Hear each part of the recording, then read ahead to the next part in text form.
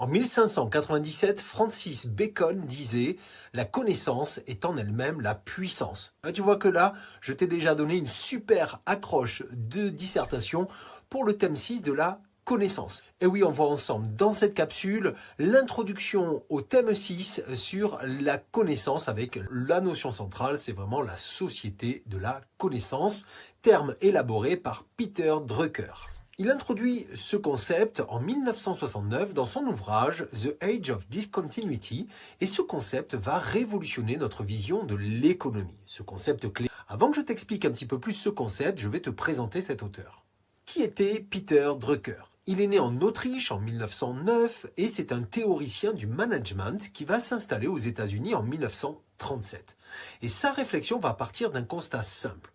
Dans les sociétés post-industrielles, dit-il, la connaissance remplace progressivement les facteurs traditionnels de production, c'est-à-dire la terre, le travail, le capital, comme ressources économiques fondamentales.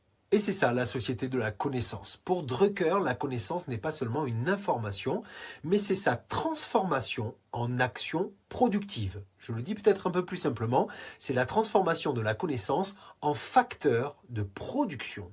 Et cette vision va marquer une rupture totale avec le modèle tayloriste et fordiste. Parce que ces derniers modèles séparent conception et exécution. Or, Drucker, lui, valorise ce qu'il appelle le travailleur du savoir, qui utilise plus son cerveau que ses muscles. L'employé devient alors un capital humain doté de connaissances et de compétences qu'il peut mobiliser. Alors, la société de la connaissance se caractérise par 3 éléments fondamentaux. Premièrement, l'éducation et la formation deviennent des investissements stratégiques. Et oui, dans cette société de la connaissance. D'ailleurs, tant pour les individus, c'est-à-dire au niveau personnel, individuel, que pour les États, qui doivent donc investir dans la connaissance. Deuxièmement, l'innovation et la recherche sont des moteurs de croissance économique. Et puis enfin, troisièmement, les technologies de l'information facilitent la diffusion massive des savoirs.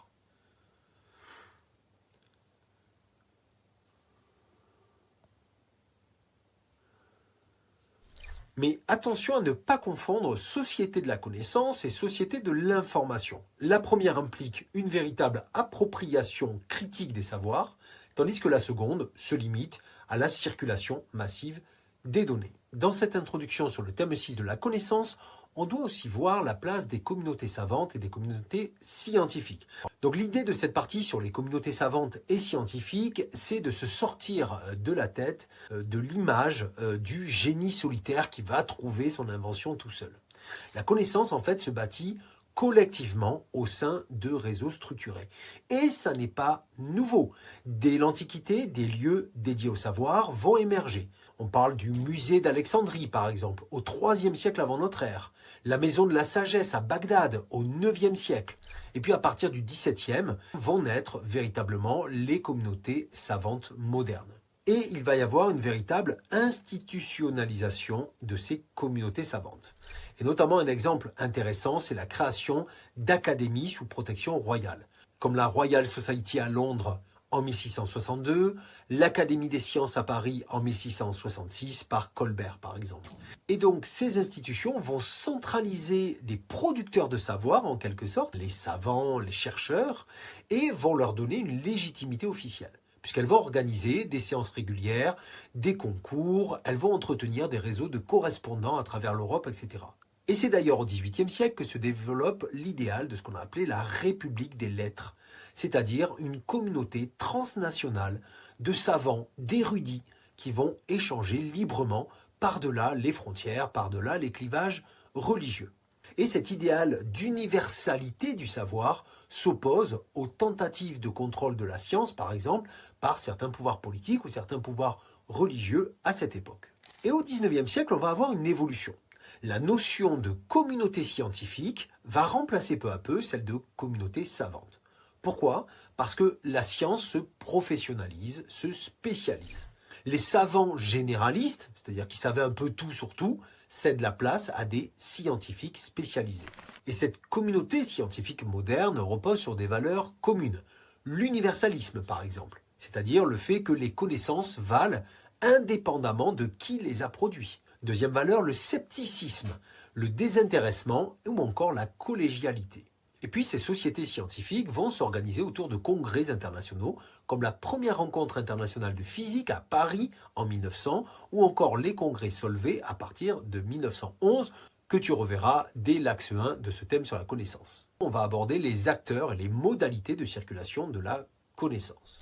Historiquement, les premiers acteurs de cette circulation étaient les universités et les académies savantes. C'est-à-dire que les savants voyageaient entre les cours princières, échangeaient par correspondance, traduisaient des ouvrages de référence. Or, au XIXe siècle, avec l'essor de l'alphabétisation, le savoir s'est progressivement ouvert à de nouveaux publics.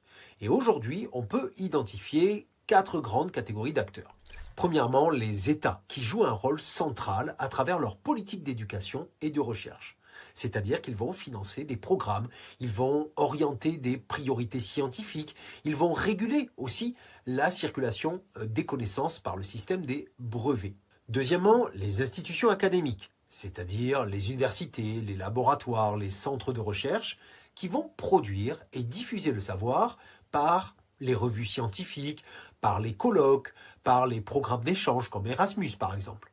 Troisième acteur, les entreprises, et particulièrement les multinationales, les GAFAM par exemple. Ces entreprises sont devenues des acteurs majeurs de la production et de la circulation des connaissances, notamment par l'existence de départements R&D, on dit, c'est-à-dire recherche et développement, au sein de ces entreprises-là. Et puis enfin, de nouveaux acteurs ont émergé avec la révolution numérique. Ça peut être les médias spécialisés, ça peut être des plateformes collaboratives comme Wikipédia par exemple, ça peut être des organisations de la société civile ou même de simples citoyens qui, par les réseaux sociaux, peuvent diffuser de la connaissance. Donc tu le vois quand même, à travers l'étude des acteurs, les modalités de la circulation ont été révolutionnées par les technologies de l'information et de la communication. Je vous remercie d'avoir suivi ce cours et je vous dis à très bientôt pour une nouvelle révision.